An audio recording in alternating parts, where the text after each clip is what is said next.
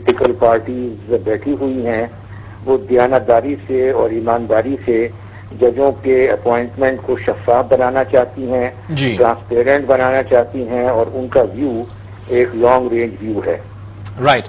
آپ کا بہت بہت شکریہ جناب جسٹس وجیہ الدین صاحب. شرکی گفتگو تھے اور آئینی اور خصوصاً قانونی جو ایسے ایشوز ہیں جو کہ اس آئینی کمیٹی کے سامنے ہیں، کیونکہ اہم کانسٹیٹیوشنل امینڈمنٹ جو ہے وہ اس کے نتیجے میں سامنے آئے گی، جس میں نہ صرف صدروی ترمیم کا خاتمہ ہوگا، ان تمام پاورز کا جو کہ صدر کی آفس میں مرکوز ہیں وہ واپس پارلیمانی جمہوری نظام کے تحت وزیر اعظم کی طرف چلی جائیں گی. اس کے ساتھ ساتھ ججز کی اپوائنٹمنٹ کے حوالے سے ایک انسٹیٹیوشنل ڈیسیژن میکنگ پروسیس بھی پروپوز کی جا رہی ہے اس آئینی کمیٹی کے سامنے. اور اس کے ساتھ ساتھ جو 3 دفعہ پرائم منسٹر پر بار ہے، جو ایک کنڈیشن لگائی گئی ہے، اس کو بھی غیر آئینی اور غیر جمہوری سمجھا جاتا ہے کہ جمہوریت میں ایسا نہیں ہوتا.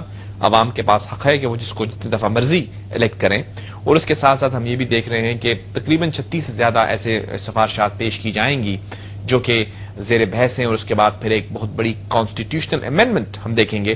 کیا وہ کانسٹیٹیوشنل امینڈمنٹ جو ہے وہ ملک میں واقعی پارلیمانی جمہوری نظام رائج کر سکے گی؟ ہم جانیں گے ایک چھوٹی سی بریک کے بعد.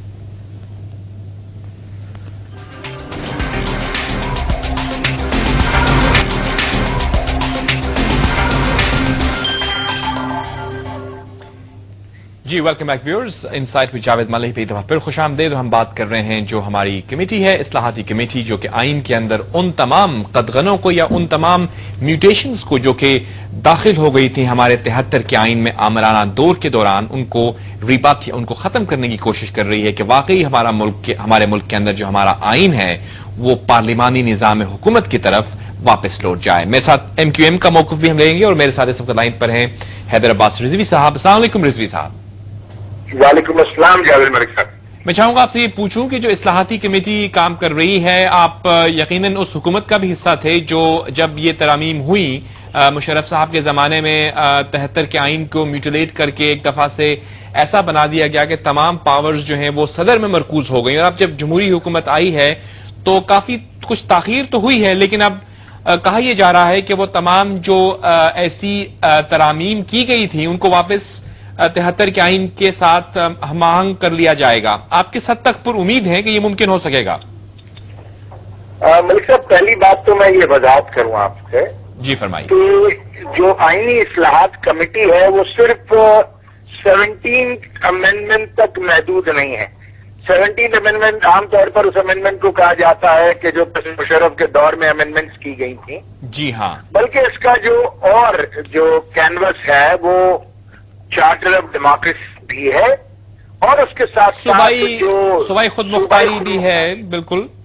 تو اس میں بہت سارے ایجنڈاز ہیں جو کہ کور کرنے کی کوشش کر رہے ہیں. جی. اور تمام ہی امپورٹنٹ پولیٹیکل پارٹیز جتنی بھی ہیں جن کی ریپرزنٹیشن پارلیمنٹ میں موجود ہے، وہ ساری کمیٹی، ساری پولیٹیکل پارٹیز موجود ہیں. ہم نے الحمدللہ 90% کام مکمل کر لیا ہے اور وہ جتنی میجورٹی کام ہے وہ ہوا ہے تمام پولیٹیکل پارٹیز کی باہمی رضامندی کے ساتھ ہوا ہے، باوجود اس کے کہ اختلاف رائے موجود تھا ابتدائی طور پر، مگر اس سے بات ڈائلاگ ملک صاحب ون ون سچویشن کے علاوہ تو نہیں ہو سکتا.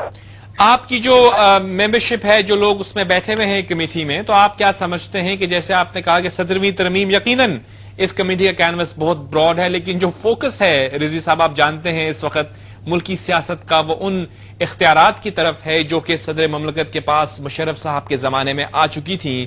اور اب ایک جمہوری حکومت کے آنے کے بعد توقعات یہ کی جا رہی ہیں کہ وہ جو پاورز ہیں وہ واپس ان کی ترسیل ہو جائے گی، ٹرانسفر ہو جائیں گی وہ وزیر اعظم کی طرف. کیا آپ کو ایسا ہوتا ہوا نظر آ رہا ہے؟ غالباً میرا رابطہ جو ہے وہ منقطع ہوا ہے حیدر عباس رضوی صاحب سے. ہم کوشش کریں گے ہمارا ان سے رابطہ بحال ہو سکے، کیونکہ ایک اہم پہلو یہ ہے کہ جیسے کہ ہم نے یہ کہا کہ اس کمیٹی کی جو کینوس ہے وہ بہت براڈ ہے. اس کے اندر محض 17ویں ترمیم کو ریبات کرنا یا اس کو ختم کرنا نہیں ہے، بلکہ اس کے ساتھ ساتھ وہ یہ بھی دیکھ رہے ہیں کہ صوبائی خود مختاری کے جو ایک ڈیمانڈ رہی ہے تمام صوبوں کی طرف سے، کس طرح ان کنسرنز کو بھی ایڈریس کر سکتی ہے یہ کمیٹی. اور اس کے ساتھ ساتھ تیسری ٹرم جو پرائم منسٹر کی ہے اس پہ بھی بات کی جا رہی ہے کہ وہ بھی ختم کر دی جائے، اس لیے کہ وہ جمہوریت کے اندر ایسی کوئی قدغن موجود نہیں ہونی چاہیے اگر لوگ الیکٹ کرتے ہیں کسی کو اور وہ ایک پارٹی کے سربراہ ہوتے ہیں. ہمارا رابطہ بحال ہو گیا ہے رضوی صاحب سے.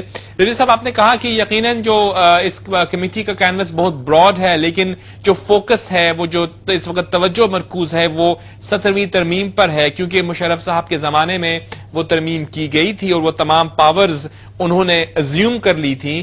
ایک جمہوری حکومت کے آنے کے بعد توقعات بڑھ گئی ہیں کہ اب واقعی ایک چیف ایگزیکٹو جو ہے وہ وزیر اعظم بن جائیں گے اس کمیٹی کے اجلاس، یعنی اس کے فیصلوں کے بعد، اور 23 مارچ کی تاریخ بھی اس حوالے سے گردش میں ہے.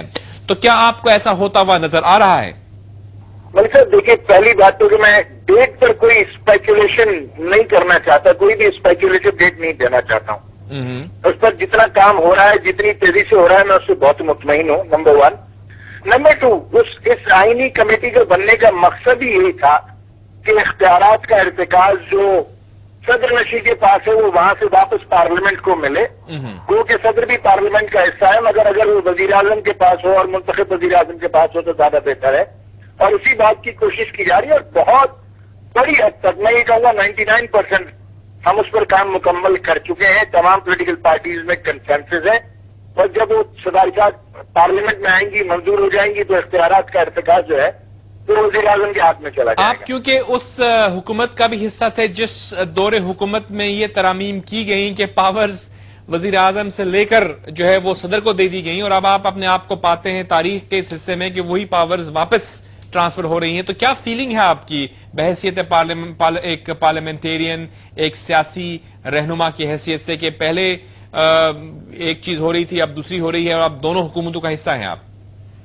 بالکل ملک صاحب، اختیارات کا ارتکاز ہم نے 2 بار صدر پاکستان کے پاس بھی دیکھا ہے، چاہے وہ جنرل ضیاء الحق صاحب ہوں، چاہے وہ اس کے بعد مشرف صاحب ہوں. ہم نے اختیارات کا ارتکاز وزراء اعظم کے پاس بھی دیکھا ہے، اور ہم نے اختیارات کا ارتکاز چیف آف آرمی اسٹاف کے پاس بھی دیکھا ہے. سچائی تو یہ ہے کہ اختیارات کا ارتکاز اگر مخصوص ہاتھوں میں رہے، چاہے وہ وزراء اعظم ہو، چاہے صدور ہو، چاہے چیف آف آرمی اسٹاف ہو، تو عوام کو اس سے کوئی فرق نہیں پڑتا. جب تک اختیارات کا ارتکاز عوام تک نہیں جاتا، وہ نیچے نہیں آتا، عوام امپاور نہیں ہوتے، جب تک مسئلے حل نہیں ہوتے، آپ اختیارات کہیں بھی رکھ لیجئے.